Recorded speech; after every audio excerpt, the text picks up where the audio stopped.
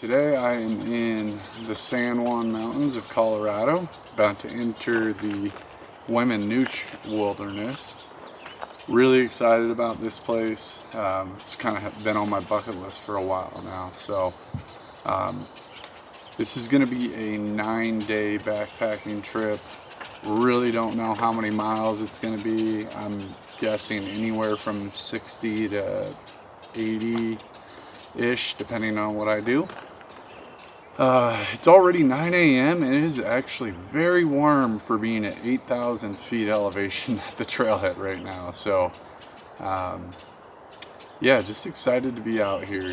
The first couple of days are going to be a little tough weather-wise. I'm expecting plenty of rain and off and on thunderstorms and that kind of thing, but I think once I get past that, by the time I get to early middle part of the week, we'll be looking pretty darn good for several days. So it's June 28th to 29th actually, June 29th, Saturday, June 29th today. So got the 4th of July week that I'm going into, and so yeah, just really looking forward to getting out here and have high hopes for this area and just excited to explore.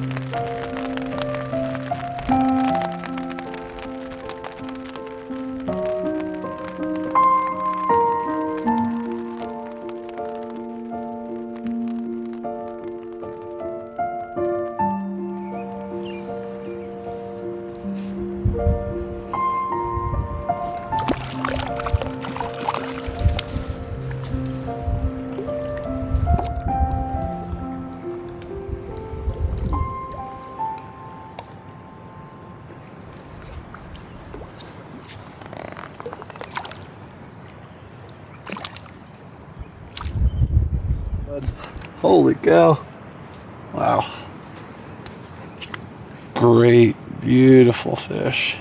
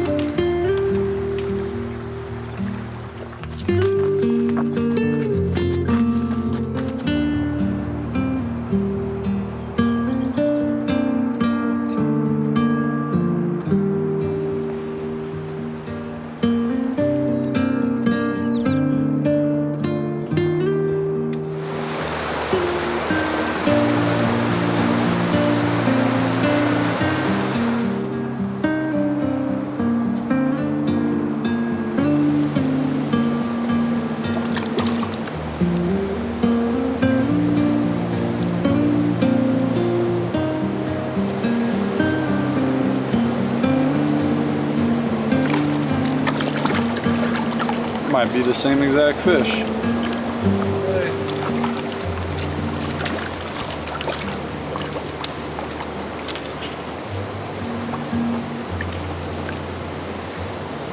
Finally got him.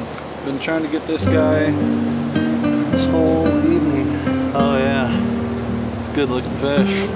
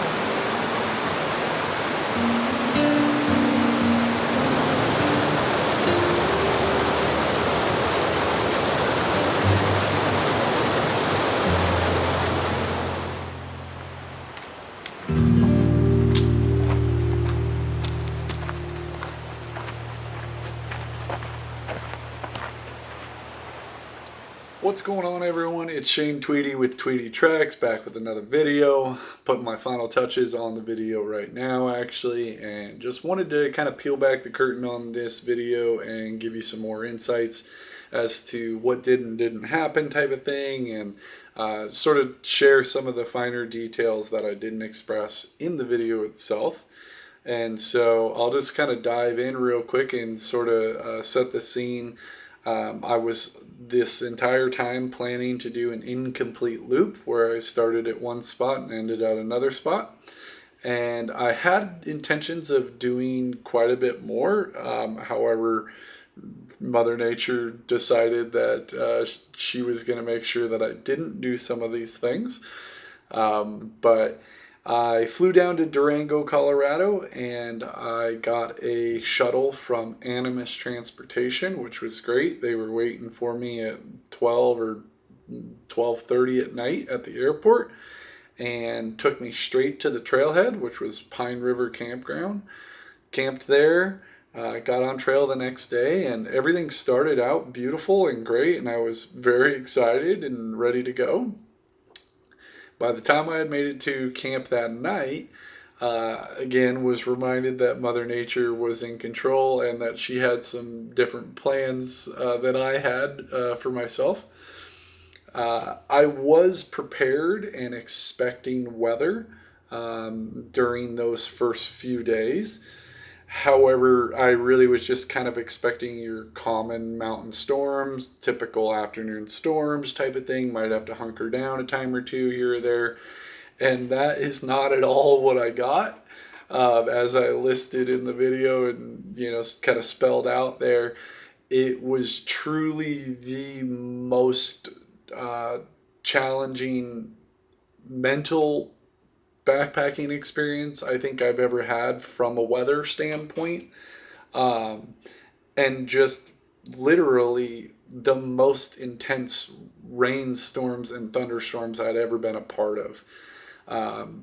Just the volume of water that was coming down for the period of time that it came down and the intensity of these thunderstorms really started to become challenging by that, but mainly by that third day. The second day had rained for the majority of that day, of course, but that night, the second night, and the entire third day, essentially, and third night, Really was just pretty chaotic, to say the least. I almost wasn't able to film anything during the third day outside of the fishing. And so I was really grateful that by the end of the third day, making it to Flint Lakes, getting a brief window to fish, and getting kind of out of the valley there and getting through the majority of that weather, knowing that I was likely to be in the clear the next day, was really grateful to just get up there and sort of get, I guess, to my first check mark, so to speak.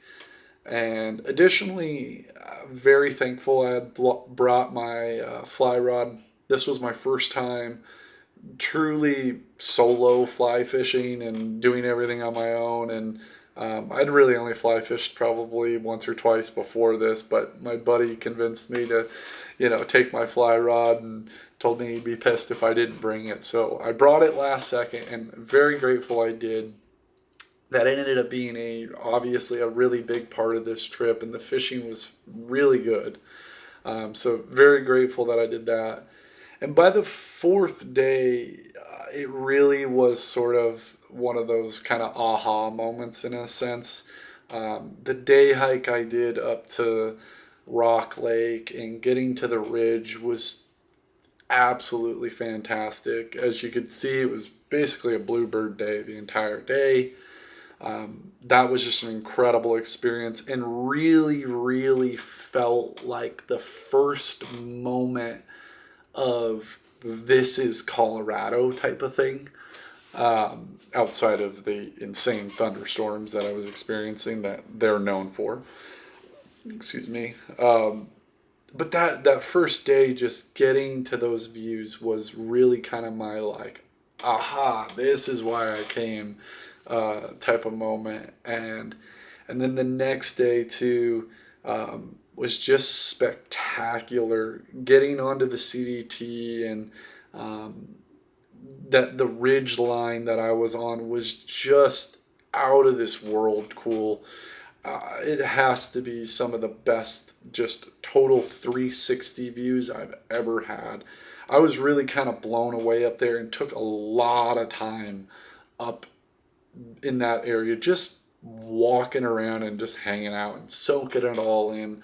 Because again, at that point, I had no bad weather in my forecast. It was perfect days every day out. And it was just an incredible experience being up there. And additionally, it was also still very challenging. For anyone that's been hiking and backpacking, above 11,000 feet, that is sort of the kind of wall in a sense of where the difficulty in climbing really starts, or at least for most people I've talked to, it's really right around 11,000 feet. For whatever reason, seemingly under that is not as big of a deal, but as you get higher, it just gets more challenging. And so getting above 12,000 feet, almost to 13,000 feet, it was very exhausting, very tiring. That was the first time I had been backpacking or hiking above 12,000 feet. And so it was really challenging as well. Fortunately, I was planning and preparing for the elevation aspects and didn't experience any elevation sickness or anything like that. But the fatigue factor was a real challenge. And I was sleeping very poorly in multiple of these nights, which I think just in general really impacted my stamina to really gain some distance or do some of the other things I was hoping to do. I had some pretty ambitious plans to bounce around into the Needle Mountain section there and get up into some of these very high elevation lakes, but it just never came to fruition, partially from my own stamina and fatigue, and then of course majorly because of the weather. I just simply wasn't going to make the ground that I needed to. But all that said, it was just a truly like challenging and rewarding backpacking trip too, because I was really struggling in two different parts of this trip. I by the sixth day I was kind of in that, like, I want to go home mode in a way, and by the third day I was just battling my mind and the elements, and so to really kind of push through all of that, especially solo. Um, it was a really rewarding trip and finale, if you will, on the way out. Um, just kind of that tail end of the trip, sixth, seventh day type of thing. The fishing was just awesome, and it was just a lot of fun. And it kind of reminded me that at times backpackers and hikers like myself can get really caught up in wanting to do all the things that they plan, and sort of can miss just being present and being alive and being grateful to be there and being thankful for what's around you and what you're getting to experience and what you can do. We can get caught up in some of the other things and lose sight of the simplest aspects of what you're doing. And that was a big reflection thing for me towards the tail end of that trip and just after the trip, and making this video, and you know remembering that, like, at the end of the day you're out there to experience the journey, and everything that is a part of the journey is sort of part of the plan in a sense. That you plan for the things that you can't plan for, and when those things unfold, there's sort of a sense of uh, beauty in that. Maybe not at the moment, but in conclusion and in reflection.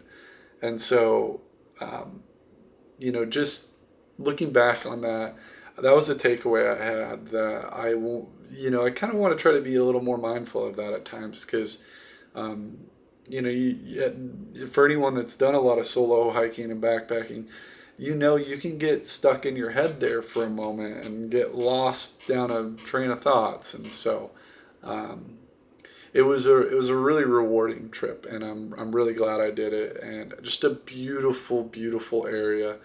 The fishing was spectacular. I don't think I've ever seen fish as big as that in the high country.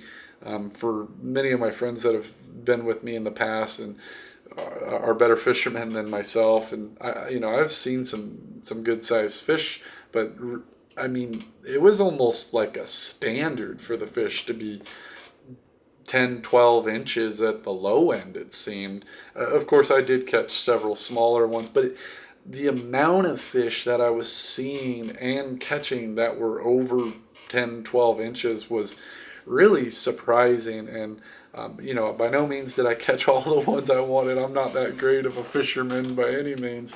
But that really was surprising, and just a ton of fun though. I had a blast. I literally bought a new fly rod when I got back into Durango. Shout out to Duranglers in Durango. They were amazing. I've been using it a lot more, and I'm actually taking it on a trip that I'm doing here in another week. So, um, yeah, all that in conclusion, popped out at Vallecito Campground. Animas Transportation came and picked me up again, took me back into Durango and back to the airport. Just a sweet setup all the way around in that regard. Um, and yeah, I have plans and hopes to be, in Colorado again, multiple times really, but I would just love to get back into the San Juans. There's so much to explore down there, and it's a beautiful, beautiful area. So I hope you guys liked this video. If you did, please like, please subscribe, give me a comment or two, just share your thoughts. If you don't like the video, then I don't know why you're at this point in the video. But yeah, if you like what I do everything on my own. So share some, show some love, share the video, do whatever. Ask your questions. I'm happy to help do anything I can to get you on trail, or to do this same trip, or help you do something else or whatnot. Please share your 2 cents, your feedback, etc. I always have a blast making these videos, and kind of always looking forward to the next one as I'm finishing these. So that's the case at this point. I get ready for another trip here in the north central part of Wyoming, which is a very cool, remote, unique range. And so really looking forward to that. And, until then, I'll see you on trail. Cheers.